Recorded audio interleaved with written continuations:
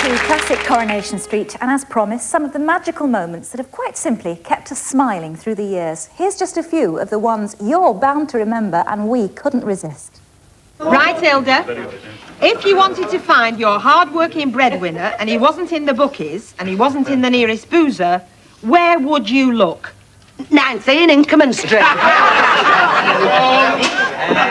No, first I'd look in the Chippy, and then in the Legion, and then out in the library. Where's that, love? Anyway, I'm chucking the last one at you now, Petal. What item of apparel, and it says here, would your stand say you took off last before getting into the conjugal bed? Our bed's not conjugal. No, it's a three-sprung interior mattress what we got after the war at Henry's in Market Street. Oh, I wish we were normal. What's normal? If I came home and you said, hello, love, had a good day at work, and I said, yes, thanks, how's yours been? Do you want a cup of tea? That's normal. Oh, come on, Vera, there's nobody more normal than me, love. What was the first thing you said to me when I come in here tonight? What? You've been washing your teeth in this kettle. Well, that was a joke. There was a bit floating in it, wasn't there? But it's common, though, Jack. Bet I'd say he thinks we're common. No, Vera, just look around. You've got a nice house, nice furniture, good food on the table, nice barn, nice pictures. Who could think that we were common, eh? Loft full of pigeons, Vauxhall Nova. But he's not proud of us. I was proud, that's different, isn't it? Makes me sick. Well, come on. I don't care. Come on, let's get off of him. Oh, Fred. What now? Thanks, Chuck, for a lovely afternoon. Yeah, that goes for me and all, love. Get in the car. Get a notice.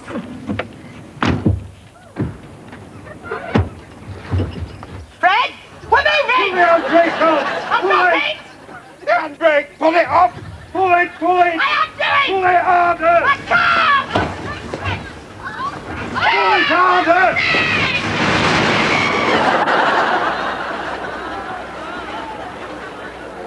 How many loads? Loads? You're talking topsoil, you're talking loads. Well, how big's the load? Truckload. I see. Big garden, you run a few loads. Small garden, you want a load.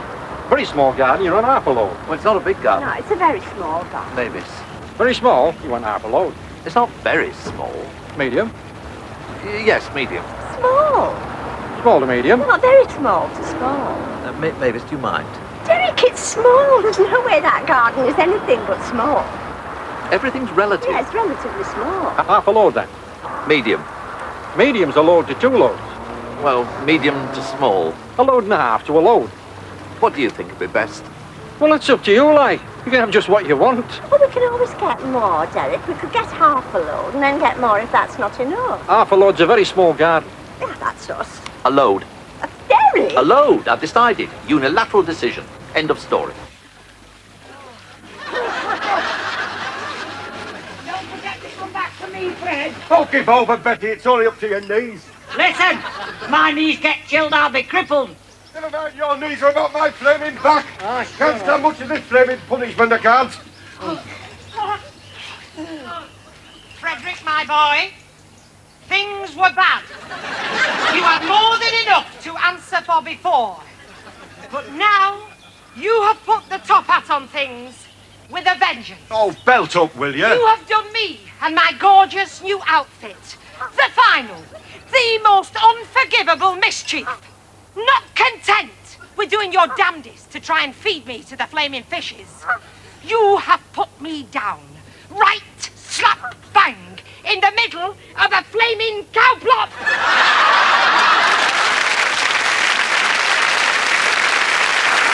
Well, you know, thousands of you wrote in asking to see that clip of the car in the lake and Bet in the cow plot. I have to say, though, that my particular favourite of those was the Wiltons in the garden centre, because I just love it when Derek gets all assertive and macho.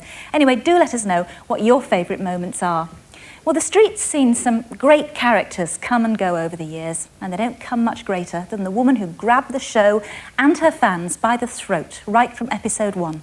In a street renowned for strong women, she was perhaps its strongest. She was a woman who loved life, who captivated millions of men and was an inspiration to just as many women. She dared to take risks and always bounced back, even when life knocked her down, which it often did. Who the hell do you think you are, Elsie Tanner? Let me go. Some shining fairy on a Christmas tree. Just have a look. Let me go. Have a ruddy good look. Let me at go, you're Go hurting on. me. Look at that in there. Have a good look. You call me a louse? What the hell do you think you are? You're nothing. You're just nothing. I don't need you to tell me what I am, Len Ferkel. I know, because if I did, you'd stick your head in a gas oven. Maybe I do kid myself. Maybe I kid myself because I don't want to stick my head in a gas oven. You can't say two honest words together. You can't look me in the eye and say two honest words together. Because you're nothing. You feel nothing.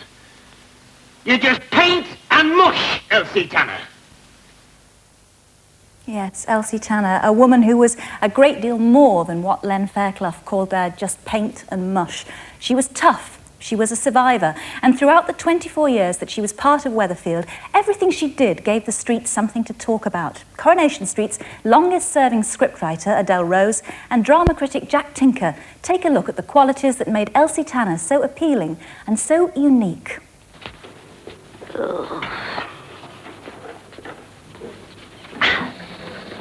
I had a lovely dream last night.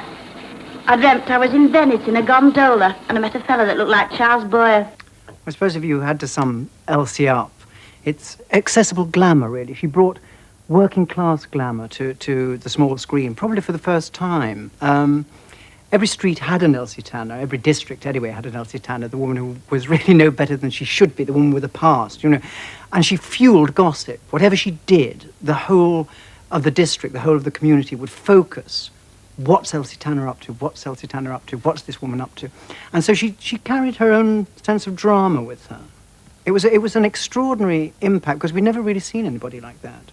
Two Yanks held a ladder up to the front of your house while you toddled up and hung out a banner that said, "God bless Monty and the boys." Never in the memory of God have I known such downright sarcasm, and don't talk to me at all. Now listen, I'm doing the talking, and I'm telling you this. Is it true that you've been putting it around that I've been carrying on with a fella? But you are, aren't you? Not that it's any of your business, but just for your information, that happens to be my husband. It is my silver wedding next year, and I also have my marriage lines to prove it. More's the pity.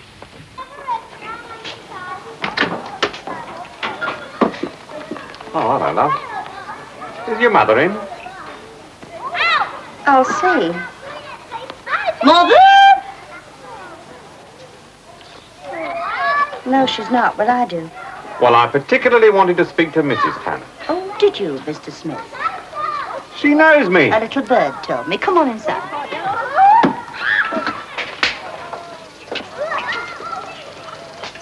I say, did you see who went in there just now? Aye, Dave Smith. She's been gambling. Aye, she's still gambling with him in there. Elsie was not ashamed of being a woman. She wore her sexuality like a battle flag. She was very bold, she was very uncompromising, and she had a great appetite for life. And she didn't see anything to be ashamed of in looking sexy. Well, take your coat off, or won't you be stopping? Well, that rather depends on you now, doesn't it? Oh, help yourself. Yeah, I usually do. Would you like the side view or no? No, I can imagine that. I've been hearing quite a bit about you. Oh, all good, I hope. Well, now, that depends what you mean by good, doesn't it? Yes, I suppose it does. Let's just say that it was all in your favour, shall we? Well, he's a great fan of yours, Walt, you know. Is it? Oh, great fan. Mind you, now I've had the pleasure for myself, so to speak, I can see what he means. Well, before we forget what you came for, have you brought me winnings? Oh, yeah. Hang on, Elsie. It's hardly worth the journey, is it? Well, as I said, that rather depends on you, doesn't it? Elsie was not a conventional mother, or wife for that matter, because she found expressing love for her children difficult. I think she felt a little bit scared of the responsibility. I don't think responsibility and Elsie went together very well. What's it got to do with you? If I were gambling on horses or putting a few quid a week away on pools, you'd have something to nag about. Look here, I'm fed up with your interference, so mind your own flaming business and shut up! That's what you've been missing all your life. I'm still your mother, and don't you forget it. She loved her children dearly, and if they were attacked, would defend them. A tigress with her claws out. Don't you dare bring money into this, Mrs. Sharples. Who's never gone short? Listen to me. I've kept that house together with work and sweat. I've worked, I've been mother, father, son, everything. I've looked You've got to give her that, Mrs. Sharples, and it's not easy, you know, when there's no man in the house. She's never been short of man in their house since Arnold took it up. Any more than Fanny Hill. Get back up to your mission, Mrs. Sharples, as fast as you can before I really get me rag out. Elsie was a rotten mother with her own children, but of course, as time went by, she had a wealth of experience to share with the younger characters who came into the street, Gail and Susie. She practically adopted, and she could share all her experience with them. She could say, listen, I know this, I've done that, I've been there, don't do it. Oh, I've had a vast experience with the male sex. I'm going to write a book about it. Oh, yeah, I was forgetting you were the expert. I am not an expert. Experts do not make mistakes. That is what my book is all about. Yeah, well, don't judge everybody by yourself. Oh, and while I think about it, can I leave work a couple of minutes early tonight? Roy said I could, but then he would. He's taking me out. Just sit down a minute, will you? For heaven's sake, haven't you run out of sermons yet? I said just sit down. I'm not dealing in sermons, I'm dealing in fact. Roy will not be taking you out tonight for the simple reason that he's going to pick his family up at Piccadilly Station. And if you'd like to know what his family consists of, it's a wife and 2 kids. Elsie could share that knowledge with other girls she saw going the same way. Never could plot her own life. Well, give us a kiss, darling. When are we going to have another night out? We're not. Oh. Didn't you enjoy yourself or something? You give every impression that you did. You've changed your tune, haven't you, love? Forgotten last night, have you? You got a very poor memory. I was drunk last night. Yeah, I think I must have been as well, seeing you in broad daylight. You pig.